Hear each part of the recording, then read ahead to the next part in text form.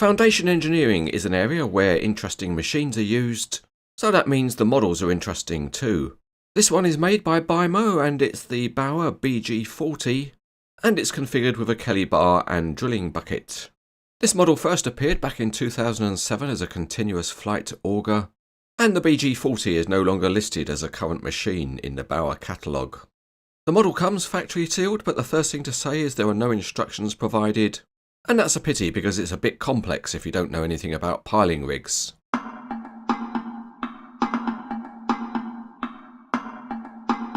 So without any instructions, we shall do our best to assemble the model. And the first thing we'll do is remove the bucket from the Kelly bar. And to do that, you just need to remove the screw that's on the inside. Once it's undone, the bucket just pulls off. We've taken the bucket off because we need to install the Kelly bar later on.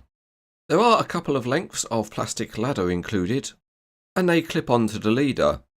There are preformed holes, and if you line up the tabs on the ladder correctly, you can just push it into place. There's one length of ladder for the separate leader section, and the second piece of ladder attaches onto the main part of the model.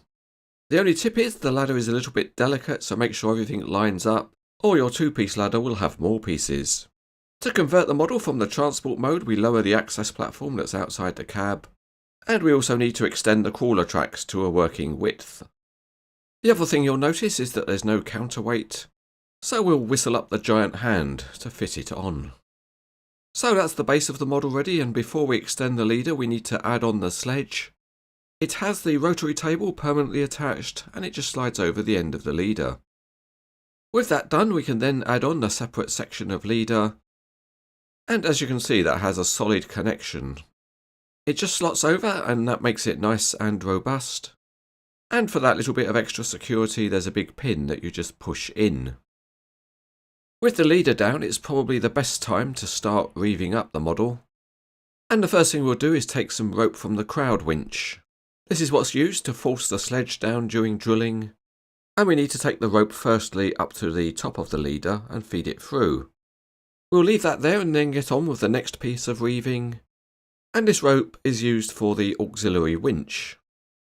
So again, we need to feed this one through the intermediate pulleys and then take it up to the top of the leader. There we feed it through the gantry that is the auxiliary winch. That leaves us one more rope to run, and that's from the main winch. This one has to be fed underneath the main boom support, and then like the others it goes up through the intermediate guide pulleys, and then on up to the top of the leader. So there is reeving to do, and really it does need an instruction sheet to show where the ropes should be running. Hopefully what we're doing here is right, and I've tried to use a Bauer line drawing for the BG40 to get the rope reeving correct. With the ropes basically run out, we can then raise the leader. And as you can see here, you do need to be a little bit careful when doing this. And that's because the mechanism is articulated, so you need to do it in the right way. Once the leader is more or less vertical, you can pin it in position. And there are a couple of small clips provided for the purpose. With the leader pinned, we can straighten it up using the stiff hydraulic rams. And now we'll move on and complete the reeving of the crowd line. It comes down from the top of the leader and then gets fed through and round a sheave. And we feed it through again because it's got to return back up to the top of the leader.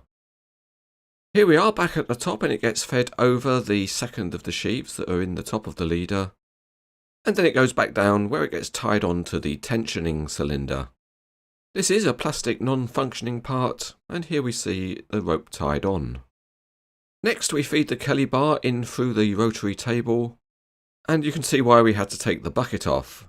The Kelly bar is a stiff fit so it doesn't slide easily, and here the main winch rope is tied on. Sadly the auxiliary winch doesn't come with a hook, so we've had to make one up. And then we move on to fit the hydraulic hoses to the rotary table. The lines plug into the top of the motors, which is a little bit fiddly to do, and once they're in place you then need to make the side connection. And that's another tricky little piece of fitting to do. On the plus side it's a stiff fit and stays in, which is the opposite of the last two connections, which are much too loose. They fit into a couple of preformed holes that are in the leader, and it's a little bit tricky to work out the orientation of the connections. But at least once it's all done, it does look good.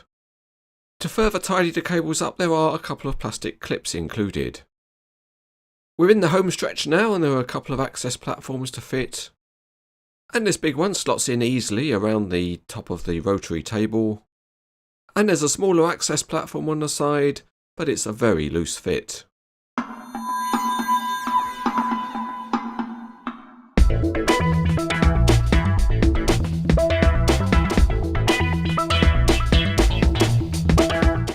The undercarriage is very good because the rams for extending the tracks are modelled, and there are hydraulic hoses running to the drive motors.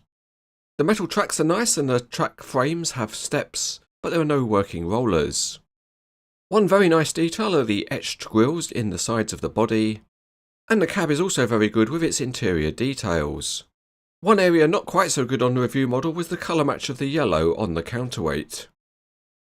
Up on top of the body, the detailing is very good with more etched grills and a very nice exhaust and air intake. The main hydraulic rams have got pipework detailing, and the multiple soft hydraulic hoses add an authentic look to the model. Some of the smaller detailing is also very good. Moving on, both the drilling bucket and Kelly bar are plastic, but the access platforms on the rotary table are metal. One of the very nice areas of detailing on the model are the springs, which are the shock absorbers for the Kelly bar. The leader is made up of two metal parts and there are holes in it, and it also has an intermediate split modelled, although it's a dummy. At the leader top, the sheaves are all metal, but the only way you can display the auxiliary winch is by adding your own hook.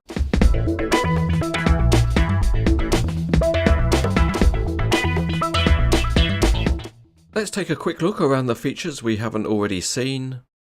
And the metal crawler tracks roll nice and smoothly, even though there are no rollers.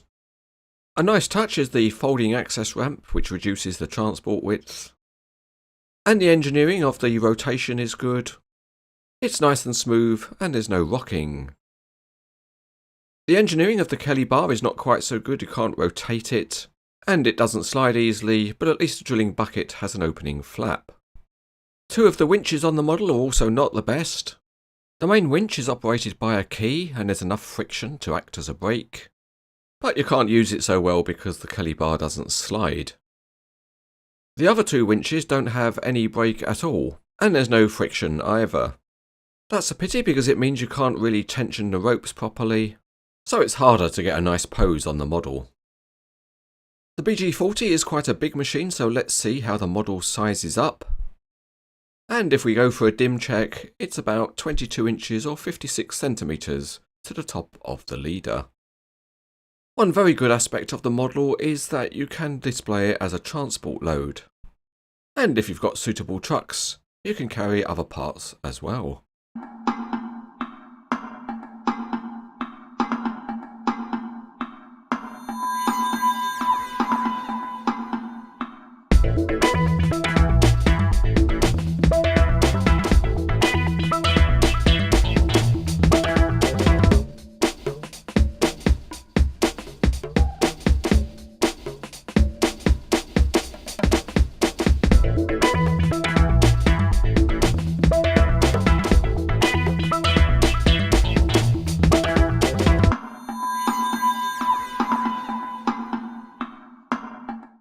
The original version of this model came out in 2007 and it still holds its own in terms of detail.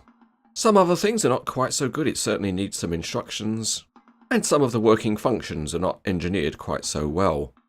But its big strong point is that it looks very nice, and overall the model is rated as good.